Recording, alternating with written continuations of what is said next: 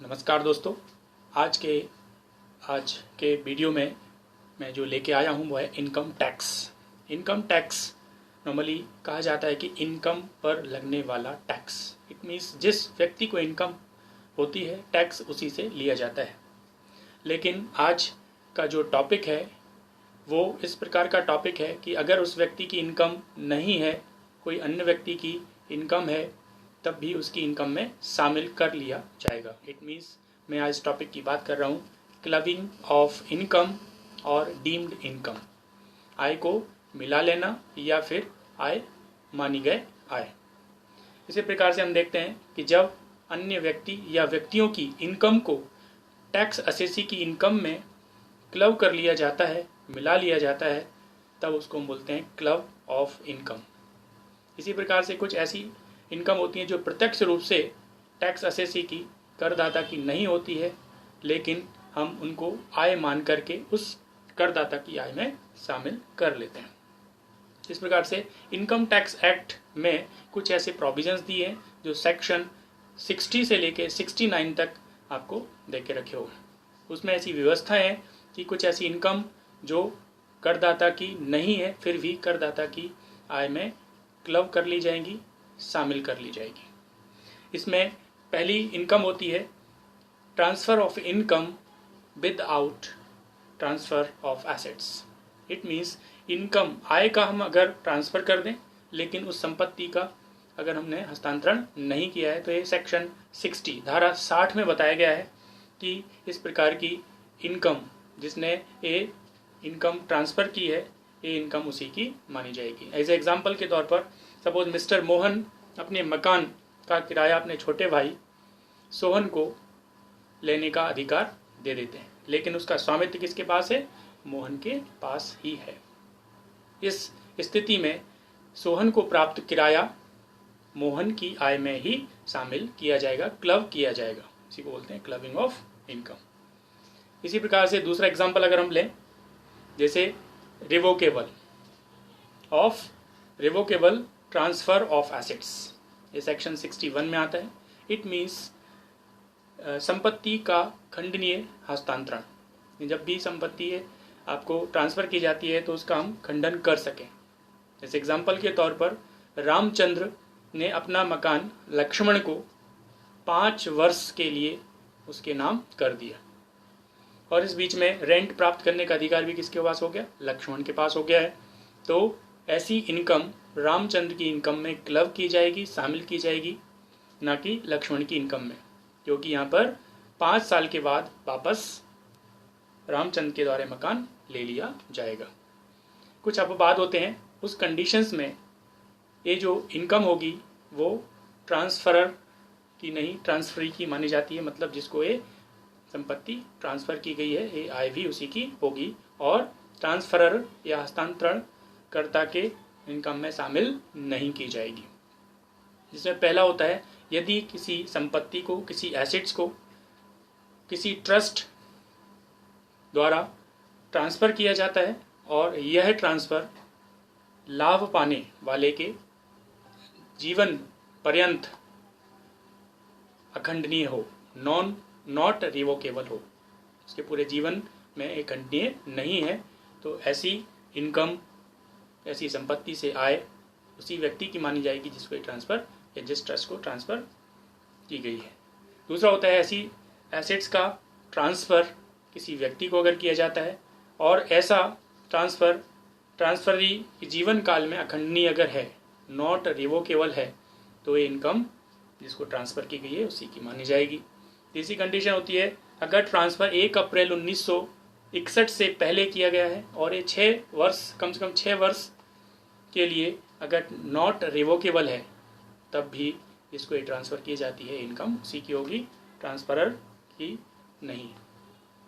दूसरी तरह की यहाँ पर तीसरे तरह की इनकम होती है जो income arising to spouse to be club.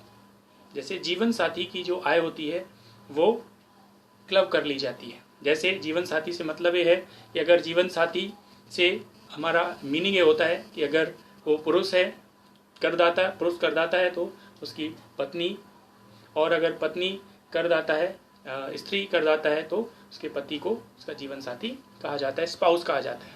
इस प्रकार से अगर कोई ट्रांसफ़र किया जाता है ऐसी इनकम जो स्पाउस की इनकम होती है तो उसको हम यहाँ पर शामिल कर लेंगे। जैसे कोई अगर जीवन साथी की सार्वन्वित हित वाली कोई व्यापारिक फर्म हो और उसमें कोई अगर रेमुनरेशन आपको मिल रहा है, स्पाउस को कोई रेमुनरेशन अगर मिल रहा है, तो ऐसी व्यापारिक संस्था से जो भी मिलने वाला कमीशन है या सैलरी है या फीस है या अन्य कोई रेमुनरेशन अगर दिया जाता है तो ऐसी इनकम सार्वन्वित हित वाले व्यक्ति की आय में शामिल कर ली जाएगी।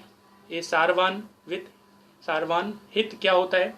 जब कोई पार्टनरशिप फर्म में कोई पार्टनर्स कम से कम 20% या उससे ज़्यादा का पार्टनर अगर होता है, शेयर पर उसका राइट्स होता है प्रीवियस ईयर में, तो उस कंपनी में उसका सार्वन्वित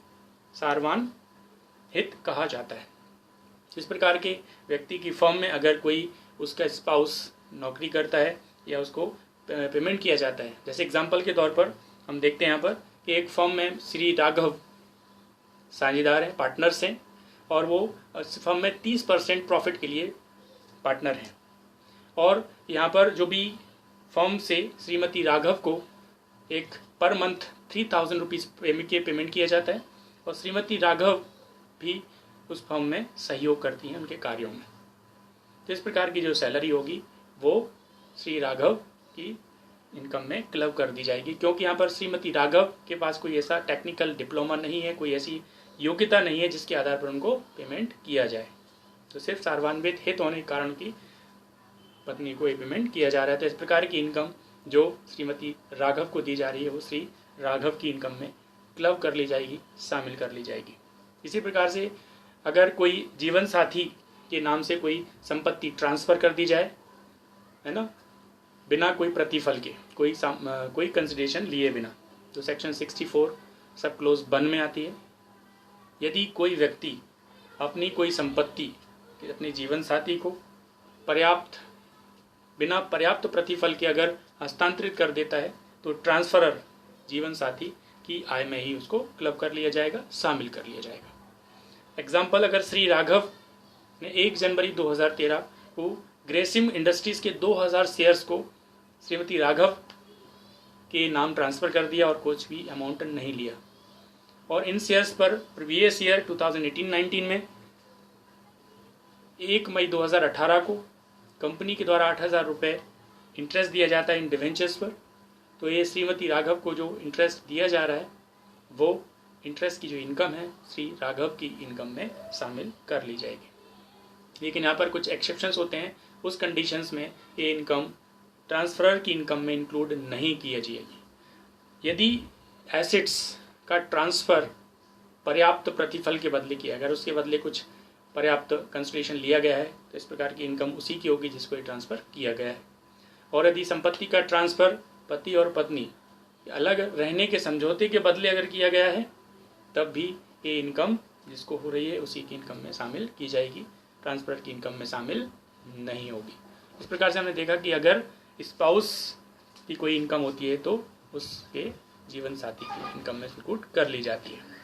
अगर हम बात करें अवयस्क की आय, माइनर चाइल्ड, सेक्शन 64 में बताया गया यहाँ पर कि अगर गत वर्ष में संबंधित एक अवयस्क की आय जो 18 वर्ष से कम है, अवयस्क की आय उसके माता या पिता दोनों की आय में शामिल कर ली जाती है। अब किसकी आय में सम्मिलित किया जाए, किसकी इनकम में इंक्लूड किया है, तो माता या पिता जिसकी इनकम ज़्यादा होती है उसकी इनकम में इसको शामिल कर लिया जाएगा। लेकिन कुछ कंडीशंस होती है जब इसको शामिल नहीं कर सकते हम अवयस्क की आय। एक 1500 रुपये से अगर कम की इनकम है तो उसको एग्जम्प्ट माना गया है, इसको शामिल नहीं करना है।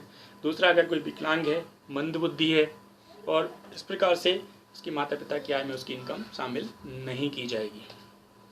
नेक्स्ट होता है, यदि माइनर चाइल्ड ने अपने खुद के व्यक्तिगत परिश्रम से, कौशल से अगर कुछ इनकम प्राप्त की है तो ऐसी इनकम भी माता पिता की इनकम में शामिल नहीं की जाएगी। इस प्रकार की कुछ इनकम्स होती हैं जो इनकम अन्य व्यक्तियों की होती हैं लेकिन उनको करदाता की आय में क्लब कर लिया जाता है, शामिल कर लिया जाता है। इस प्रकार से पुत्र वधू की आय, अगर पुत्र की जो पत्नी होती है उसको अगर कोई हमने आय ट्रांसफ़र कर दी है तो ऐसी इनकम भी जिसने ट्रांसफ़र की है उसी की इनकम में शामिल कर ली जाएगी। सेक्शन 64(1) में बताया गया है। HUF हिंदू अनडिवाइडेड फैमिली को अगर कोई एसेट्स ट्रांसफ़र की है तो उसकी जो इनकम हो रही है वो उस करदाता टैक्स एसेसी को होगी जिसने ट्रांसफ़र की है। इसी प्रकार से बेनामी संपत्ति, सभी कोई ऐसे व्यवहार किए जाते हैं कि दूसरे के नाम से अगर कोई संपत्ति आपने खरीद ली है और जिसको आपने बता नहीं रहे हैं कि आपके किसके नाम से है, तो अगर बेनाम से किसी और के नाम से आपने कोई संपत्ति ट्रांसफ़र की है और उसकी इनकम आपको हो रही है तो ऐसी इनकम करदाता की आय में शामिल कर ली जाएगी। कुछ इनकम ऐसी होती हैं जो डीम्ड इनकम होती है, मतलब मानी गए आय, इनकम होती नहीं लेकिन उनको प्रत्यक्ष रूप से या वैधानिक रूप से हम उनको as per income tax act 1961 के अनुसार मान लेते हैं। जैसे नगद साख कैश क्रेडिट अंडर सेक्शन 68 में आता है, जो कैश क्रेडिट को डीम्ड इनकम मान के करदाता की आय में शामिल करना है। अस्पष्ट विनियोग अनएक्सप्लेन्ड इन्वेस्टमेंट सेक्शन 69 में आता है। ऐसे इन्वेस्टमेंट जिसको आप एक्सप्लेन नहीं कर पा रहे हैं कि कहाँ पर इन्वेस्टमेंट किया है, तो इसको भी हम इनकम मान लेते हैं उस टैक्स एसेट की, तो मानी हुई आय में इसको शामिल कर लिया जाएगा। अनएक्सप्लेन्ड मनी, ऐसा कोई धन जो आपके पास है बट आपको मालूम ही नहीं कि कहाँ से आया है, आप एक्सप्लेन नहीं कर पा रहे हैं, स्पष्ट नहीं कर पा रहे हैं, अस्पष्ट आपके पास धन ऐसे पड़ा हुआ है, तो सेक्शन 69A में इसको आपकी आय मान करके शामिल कर लिया जाएगा। नॉट फुल्ली डिस्क्लोज्ड इन्वेस्टमेंट, कुछ इन्वेस्टमेंट आपने कुछ बता दिया और कुछ नहीं बताया, मतलब आधे अधूरे अगर आप इन्वेस्टमेंट बताते हैं और ठीक से नहीं बता पाते हैं तो ऐसी इनकम 69B में आय मान करके आपको शामिल कर लिया जाएगा। अनएक्सप्लेन्ड एक्सपेंडिचर्स, कभी कभी खर्चे बहुत सारे दिखा दिए जाते हैं जिससे कि आपकी आय कम हो जाती है, और ऐसे खर्चे कहाँ किए गए हैं इसका कोई आपके पास डॉक्यूमेंट नहीं होता है, प्रूफ नहीं होता है। ऐसे एक्सपेंसेस जो अनएक्सप्लेन्ड होते हैं सेक्शन 69C में, उनको डीम्ड इनकम मान करके टैक्स असेसी या करदाता की आय में शामिल कर लिया जाएगा। तो इस प्रकार की कुछ इनकम्स होती हैं जो करदाता की ना होते हुए भी उसकी इनकम में क्लब कर ली जाएंगी या मान करके उसमें शामिल कर ली जाएंगी, और ये टैक्स करदाता को ही देना होगा। तो इनकम टैक्स की जो प्रोविजंस दिए, इस प्रकार के कुछ प्रोविजंस होते हैं जिसको हम बोलते हैं क्लबिंग ऑफ इनकम या फिर डीम्ड इनकम मान करके उसमें शामिल कर लिया जाएगा। चैनल को अगर पहली बार देख रहे हैं तो चैनल को सब्सक्राइब करें। आगे आप लोग घर पर रहें, सुरक्षित रहें। धन्यवाद, नमस्कार।